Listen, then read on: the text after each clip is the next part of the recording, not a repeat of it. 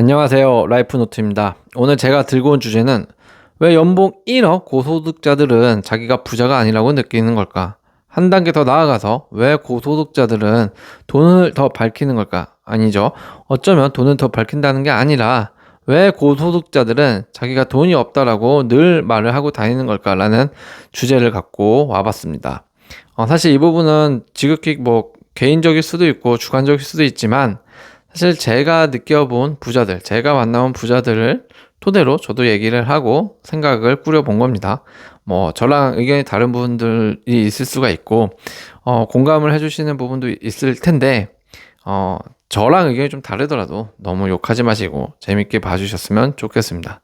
한번 시작해 볼게요. 왜 그들은 연봉이 중소기업 다니는 사람들보다 몇 배씩 더 벌면서 왜 늘 부족하다고 하는 걸까요? 한번 생각을 해볼게요. 자, 먼저 무엇을 더 그들은 걱정을 할까라는 겁니다. 연봉 1억 원이 넘으면 일반 그 1억이 안 되는 연봉 억이 안 되는 사람들 눈에는 저 정도면 이만큼 저축할 수 있고 이만큼 저축으로 몇 년만 버티면 어디 집을 살 수가 있고 또 이만큼 저축해서 이 돈으로 투자해도 평생 먹고 살 돈이 있을 것 같은데 라는 생각으로 출발을 할 겁니다. 그들을 바라보겠죠. 하지만 부자는 항상 뛰는 놈 위에 뛰는 놈, 나은 놈 위에 나은 놈이 있다고 1억 버는 사람이 있지만 그들이 다 있겠지만 1억 버는 사람은 밑을 보지 않습니다. 1억 버는 사람은 5억 버는 사람을 보고 5억 버는 사람은 또 10억 버는 사람을 보게 됩니다. 10억 버는 사람은 또 20억 버는 사람을 보게 되는 거죠. 고소득자는 끊임없이 있습니다. 정말 그들만의 리그가 존재할 정도로 저게 말이 돼? 라는 고소득자들이 많은데 그만큼 그들만의 리그인데 우리가 생각한 것만큼 그들은 밑을 바라보지 않는다 생각처럼 그렇기 때문에 더 걱정이 많고 더 갖고 싶은 게 많은 게 아닐까라는 생각으로 접근을 해야 된다고 저는 생각을 해요. 자, 돈 여전히 하는 이유는 뭐겠어요? 당연히 그들도 인간인데 돈 걱정을 한다라는 겁니다. 그리고 사실 이게 단순한 개인의 욕심 문제만은 아니다. 사회적 구조적 요인이 분명 반드시 있고 거기에 따르는 심리적 불안감과 경제적 환경 변화 등이 계속 플러스 요소가 되면서 이 구조적 요인에다가 플러스 되면서 복합적으로 작용하기 때문에 연봉이 억이 뭡니까? 5억, 연봉이 10억 넘는 사람들도 계속 돈 아니면 돈 걱정을 하게 되는 이유일 겁니다. 자, 그렇다면 제가 사례 세 가지를 한번 갖고 와봤는데 실제 있었던 사례라는데 이거 기사를 보면서 저도 놀란 건데 이들은 자기들이 부자가 아니라고 느낀다고 합니다.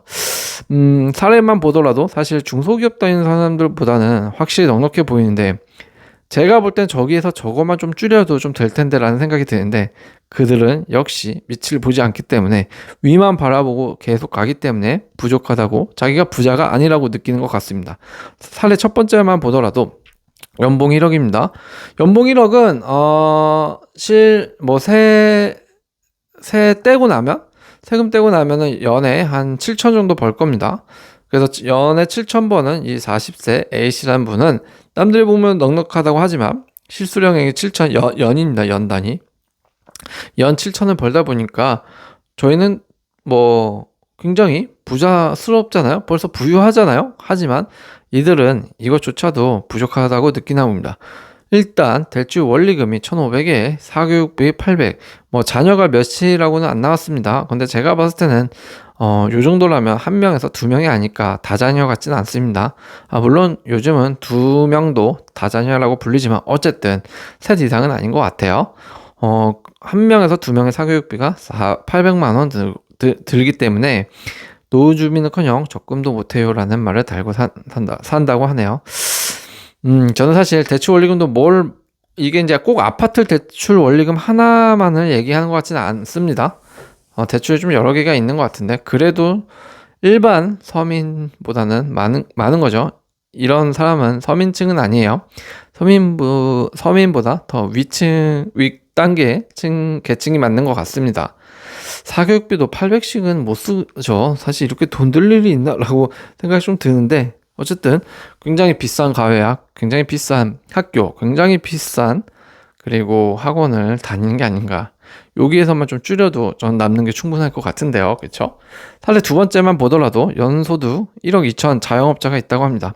뭐 월 매출은 좋아도 고정 지출이 크다. 이거는 사실 맞는 말이에요. 자영업자들이 매출만 놓고 따지면 안 되는 게 세금도 일반 직장인보다도 많이 내고 이렇게 건강보험료만 하나만 보더라도 90만 원씩 냅니다. 직장인보다 몇 배씩 내는 게 있고 물론 연소득이 높다 보니까 그렇게 잡히는 것도 있지만 기본적으로 높아요. 기본 세팅값이 그런 부분 좀 이해해야 되는 부분이 있는데 어쨌든 거기에다가 더 잘 버는 돈을 더 잘 버는 자영업자일 경우에는 기본 세팅값 높은 거 플러스 세금 자체가 높아집니다. 번 거에 비례해서 또 내는 게 있죠. 그러다 보면 요 세금만 매년 2천만 원씩 나간다는 겁니다. 연에.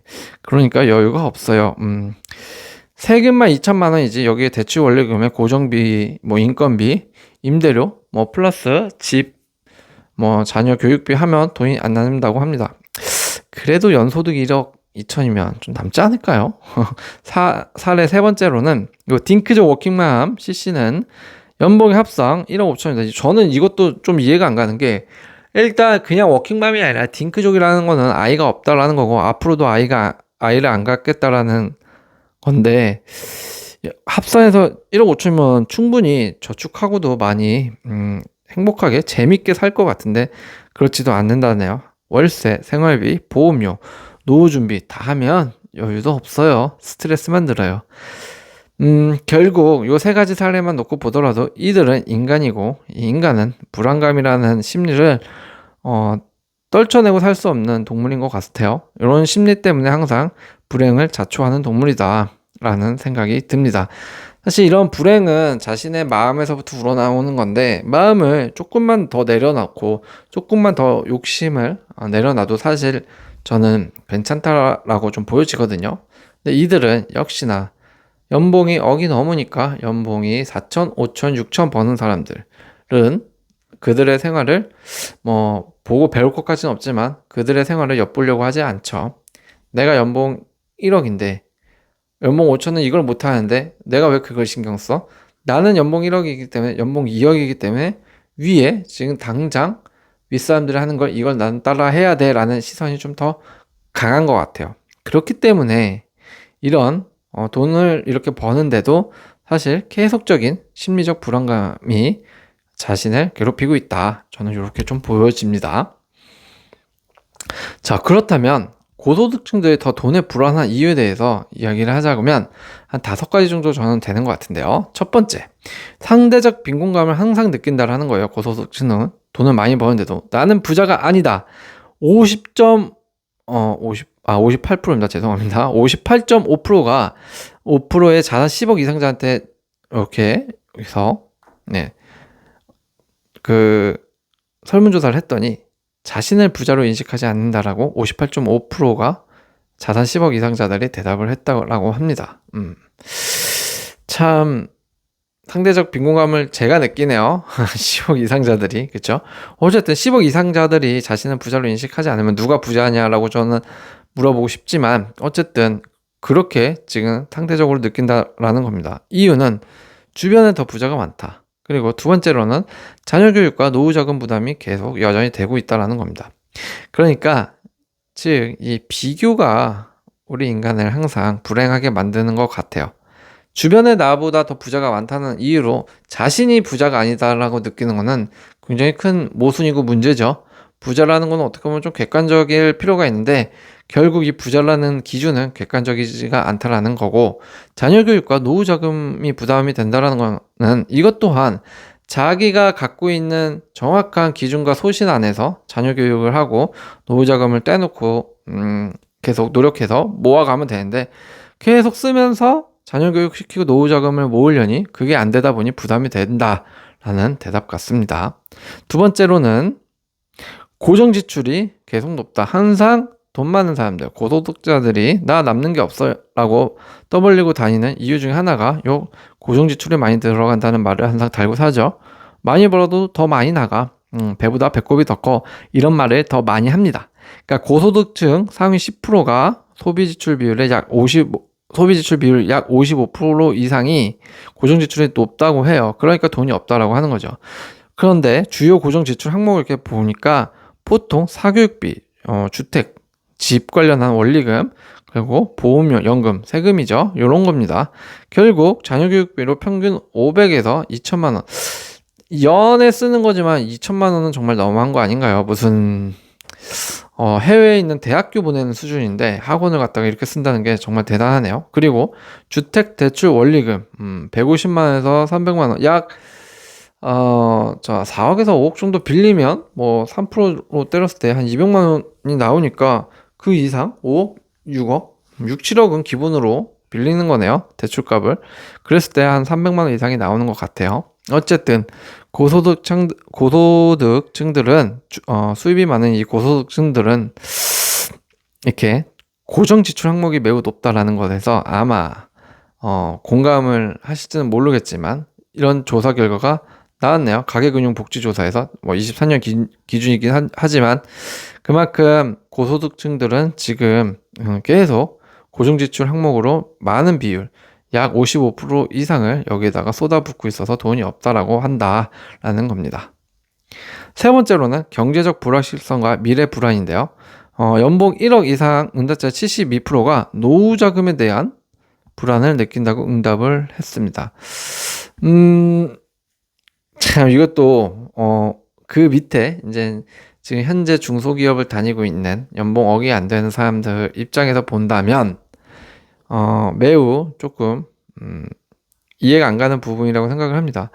그렇다면 이 사람들이 72%가 뭐 노후 자금에 대한 불안을 느낀다라고 응답을 한다면 반대로 그 밑에 사람들은 정말 어떤 불안감을 갖고 살아가는지를 가늠할 수 있을까라는 생각을 하는데 사실 이거는 매우 상대적인 거다라고 저는 말씀을 드리고 싶네요.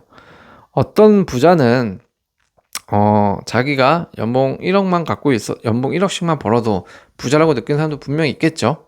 네. 그런데 똑같은 조건에 똑같은 소득인데도 불안을 느끼는 사람이 있습니다. 이거는 자기가 처해진 환경, 아니면 성격, 뭐 이런 영향도 굉장히 많이 받기 때문에, 노후 자금에 대한 불안, 이거는 정말 뭐 연에 2천, 3천 버는 사람이나 연에 10억, 20억 버는 사람도 똑같이 느끼는 거라고 생각을 합니다. 왜냐하면 결국 상대적인 거기 때문에 라고 생각을 하고요. 그리고 요 기대 수명이 증가하고 국민연금에 대한 부신이 늘어나면서 의료비가 당연히 증가하죠. 뭐 기대 수명이 늘어나니까.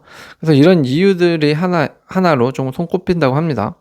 미래의 노후 자금, 자녀 대학 등록금, 부모 봉양, 병원비 등을 생각하면 쉽게 불안감이 생기는 것은 마찬가지죠.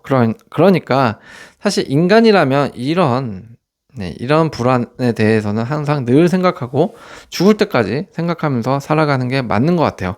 그래서 꼭 누구나 다 완벽히 준비하고 이것들을 하는 건 없습니다. 다 노후자금 준비해놓고 자녀 대학 등록금, 부모 모실 비용, 병원비 등을 다 따로따로 다 모아놓고 그 일이 있을 때마다 대응하는 사람은 거의 없습니다. 정말 부자 말고는 이렇게 자신의 일을 해서 근로소득으로 벌어오는 사람들은 절대 이런 항목들을 완벽히 준비해서 가는 사람은 없습니다.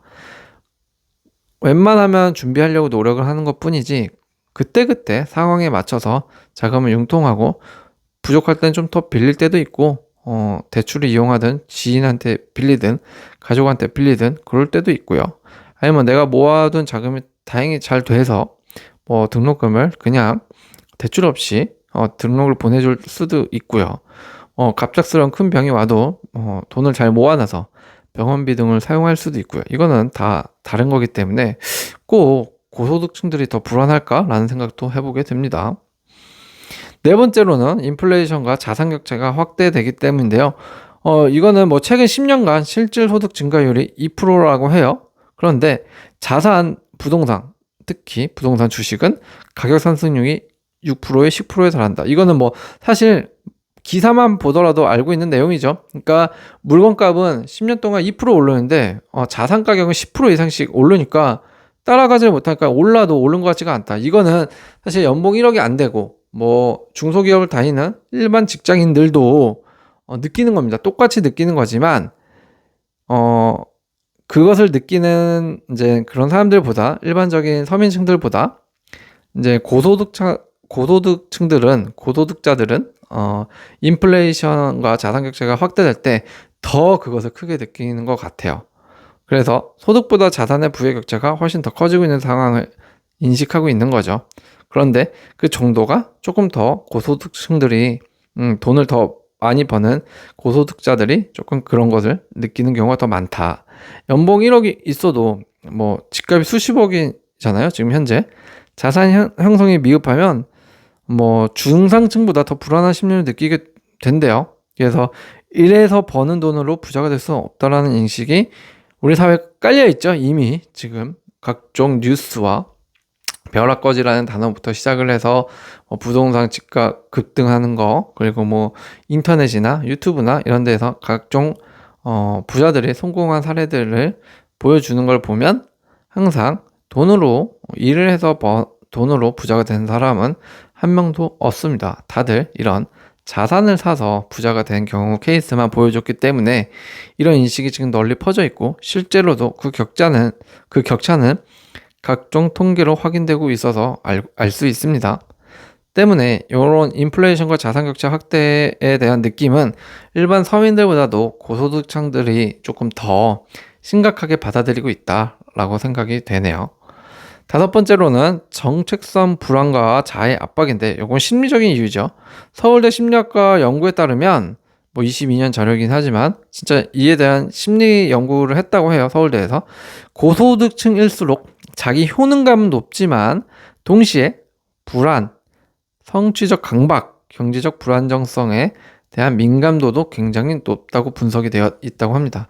그러니까 내가 고소득층이라는 말은 학벌도 좋고 엘리트로 자라온 환경에서 대학을 졸업을 하고 대학원도 간 상황에서 연구직이나 전문직을 해서 고소득자가 되어서 어떤 문제에 있어서 내가 문제 해결 능력은 뛰어나다라고 느끼는 건 맞지만, 사실 여기에는 숨은 이면이 있다라는 거죠. 늘 불안하고 그 사람들은 늘 자기가 성취해서 이것을 해결하고 이루어야 된다라는 강박을 겪는다라는 거고, 또 경제적 불안정도, 민감도도 굉장히 높다라고 이제 분석이 되는 거니까 이런 이면성이 있는 거죠.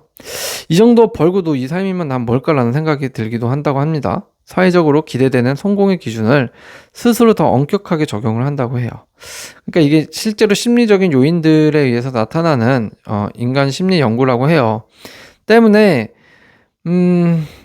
경제적 상황에 대한 이런 불만과 불안이 더 확산되어서 커짐으로 인해서 이 고소득층들은 더 민감도도 높아진다. 그렇기 때문에 계속 늘 돈이 없다라고 느끼고 늘 자기는 불행하다고 느끼는 거라고 합니다.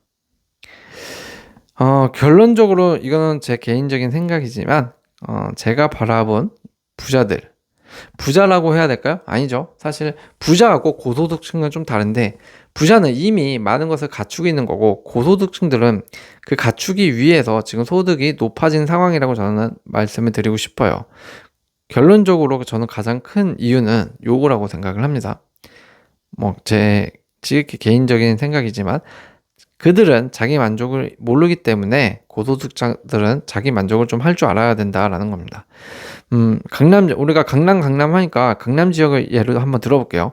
강남 지역 30평대, 정말 좋은 집도 아니고요, 정말 낡은 집도 아닌 그냥 평균, 정말 그냥 살만하다라는 평균의 30평대 평균 집값은 25억에서 26억 정도 된다고 합니다. 계산하기 쉽게 25억으로 잡았어요. 네. 예를 들어서 우리가 연봉 억 단위라고 하면 1억을 먼저 생각을 하죠. 연봉 1억은 세금 떼면 연 7천만 원 정도가 된다고 했죠. 연 7천만 원으로 그냥 한 푼도 안 쓰고 다 저축해서 25억 이상 모으려면 30년 이상 걸립니다. 네, 이게 벌써 우리나라의 가장 큰 문제죠. 그리고 연봉 10억은 그럼 어떠냐? 세금 떼고 연 한 7억 정도 됩니다. 저축 안 쓰고 한 푼도 안 쓰고 저축만 7억 했을 때 다 저축해도 4년 이상 걸립니다. 뭐 일본 금액들 저축하고 하면 조금 시간이 늘어나겠죠. 10년, 20년 걸릴 수가 있겠죠. 검소하게 살아도 연봉 10억자가 검소하게 살아도 10년 걸리는 거예요. 이런 강남 지역의 평균 집값을 따라잡고 내가 살려면. 그런데 30년 그리고 요 4년 뭐 10년이 걸린다고 했는데 집값은 가만히 있나요? 30년 후에 집값이 25억이 30년 후에 25억일까요? 4년 후에 25억 집값이 25억일까요? 라고 던져본다면 정말 답이 안 나오는 거죠. 사실 자기가 머물 수 있는 거기에 좀 만족도 적당히 할 줄도 알아야 되는데 이들은 만족을 할 수가 없습니다. 우리가 볼 때는 야 연봉 10억이면 연 7억을 버는 거고 거기서 뭐 그래 좋아 내가 뭐 5천만 원씩 연 5천만 원씩 쓰고 6억 5천 정도 저축한다고 하면 야 10년만 모아도 6억 65억인데? 라는 생각을 합니다. 그럼 행복한 거 아니야? 라고 생각을 하는데 아닙니다. 왜냐? 이들은 자기 만족을 모르기 때문입니다. 이들은 30평대에 관심이 없어요. 만족을 못합니다. 이들이 바라보는 거는 강남의 평균이 아니라 강남 그 이상의 40평대, 50평대 집을 바라보기 때문에 문제가 되는 겁니다. 자, 이들이 강남 지역 30평대 평균 집가 25억짜리를 따라잡는데도 이렇게 시간이 걸리는데 이 이상이면 더 걸리겠죠. 그러니까 이들은 늘 고소득을 벌어도 연봉 1억을 벌어도 5억을 벌어도 10억을 벌어도 자기가 불행한 겁니다. 자기가 원하는 집을 당장 못 사고 저축이라는 걸 해야 되는 상황이라 이들은 자기 만족을 모르는 거죠. 힘든 겁니다. 그게. 물론 밑에서 그들을 바라볼 때는 그들은 굉장히 행복할 것 같은데 문제가 없을 것 같은데 문제는 이렇게 버는 사람들은 지금 30평대에 관심이 없다라는 거예요. 국민 평수가 뭔가요? 라고 하면서 자기네들은 하이엔드급에서 살아야 된다고 생각을 하는 것 자체가 출발이 다르기 때문에 이제 그들은 내면의 문제가 우리랑 다르게 진행이 되는 거라고 생각을 합니다. 그리고 고소득자인데 당장 이사 가야지 무슨 몇 년 동안 저축하다가 가 이런 생각도 만연하게 많다고들 합니다. 저는 사실 이 문제가 고소득자들이 가장 불행한 이유 중에 하나라고 생각을 합니다. 자기 만족을 할 수 있으면 절대 불행하지가 않은데 이들이 계속 자기가 버는 그 돈에서 남들이 생각하지 못하는 어마어마한 돈을 벌고 있음에도 불구하고 자꾸 위를 바라보기 때문에 그들은 불행하고 부족하다고 느끼는 것 같습니다. 오늘의 결론은 그래요. 금수저 부모님 뭐 물려주시는 거 다 빼고요. 우리가 태어날 때부터 고소득자로 태어나지는 않잖아요. 부모님 환경이 어마어마한 거 빼면 그냥 평범한 가정집에서 태어났다고 치면 결국 우리가 대학도 공부 열심히 해서 대학 잘 가고 열심히 취업하고 전문 직업을 얻어서 우리 노력으로 얻어내야 되는 인생이 되고 있는 거죠. 그렇게 되어야죠. 그래서 차근차근 모아 나가게 되는 건데 우리의 삶이 시대가 바뀌면서 이제 젊은 사람들이 천천히 늘려간다는 인식이 없어졌어요. 무조건 한방 위주로 살아갑니다. 빨리 무언가를 결론 내고 싶어 하는 게 저는 문제가 아닌가. 이런 마인드가 오히려 좀 독이 되는 사회가 되어버렸습니다. 현재는. 절대 천천히 가는 게 저는 뒤처지는 거라고 생각하진 않아요. 자기만의 항상 시기가 있다라는 거. 틀린 것도 아닙니다. 절대 틀린 것도 아니고 뒤처지는 것도 아니니까요. 절대 천천히 빨리 무언가 결론 내려고 하지 마십시오. 내 자산과 내 소득이 스노우볼처럼 천천히 굴러가면서 나중에 나이 들어서 불어나가서 여유롭게 살 수 있으면 되는 겁니다. 절대 뒤처지는 게 아니고 틀리는 것도 아니니까 너무 억울해하지도 마시고 너무 자신을 비하하지도 마시기 바랍니다. 자신이 가고 있는 길을 의심하지 마시고 열심히 달리면 우리도 고소득자가 될 수 있을 거라고 저는 믿어 의심치 않습니다. 너무 자기 비하를 하지 마시고 자신이 가고 있는 길을 믿으십시오. 오늘도 시청해 주셔서 감사합니다.